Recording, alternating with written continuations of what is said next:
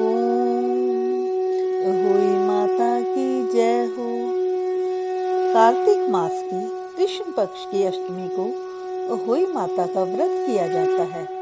जिन स्त्रियों के संतान होती है वो स्त्रियां अपने संतान के हित के लिए अहोई माता का व्रत करती हैं।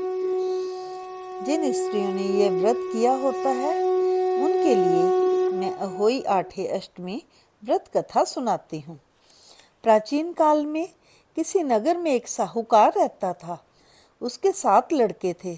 दीपावली से पहले साहूकार की स्त्री घर की लीपा पोती के लिए मिट्टी लेने को खदान में गई और खदान में कुदाल से जब मिट्टी खोदने लगी तो दैवयोग से उसी जगह पर एक सेहे की मांद थी।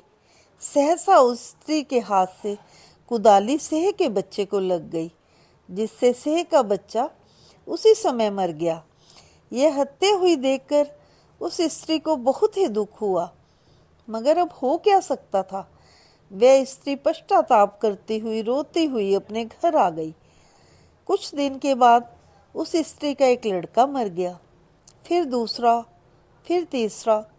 इसी प्रकार 1 वर्ष के भीतर भीतर ही उसके 7 लड़के मर गए। इस पर वह स्त्री रात दिन अत्यंत ही दुखी रहने लगी। एक दिन उसने अपने पड़ोस की स्त्रियों से रो रो कर कहा कि मैंने जानबूझकर कोई पाप नहीं किया। हाँ, एक बार मैं मिट्टी खोदने को खदान में गई थी। जब मिट्टी खोदने में सहसा मेरी कुदाली एक सेह के बच्चे को लग गई तो वह बच्चा मर गया। तभी से 1 वर्ष के भीतर भीतर 7 ही लड़के मर गए और वह बे औलाद हो गई। यह सुनकर उन स्त्रियों ने धैर्य देते हुए कहा, तुमने जो यह बात हम सबको सुनाकर पश्चाताप किया है, इससे तेरा आधा पाप तो नष्ट हो ही गया। अब तुम उसी अष्टमी को माँ भगवती की शरण लेकर सेह और सेह के बच्चों का चित्र बनाकर उनकी पूजा किया करो और क्षमा प्रार्थना करो।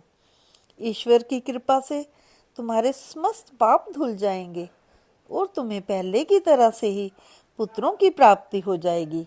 उन सब की बात मानकर उस स्त्री ने कार्तिक मास की कृष्ण पक्ष की अष्टमी को व्रत किया और वो हर साल कार्तिक मास की कृष्ण पक्ष की अष्टमी को व्रत करने लगी व पूजन करने लगी। फिर उसे ईश्वर की कृपा से 7 पुत्र प्राप्त हुए। तभी से इस व्रत की परंपरा चली आ रही है। हे अहोई माता, जिस प्रकार आपने साहूकार की पत्नी का अपराध क्षमा किया और उसको फिर से पुत्रवती किया, उसी प्रकार सभी स्त्रियों को भाग्य में संतान सुख देना और सभी स्त्रियों के संतान हमेशा सुखी रहे, ऐसा आशीर्वाद देना।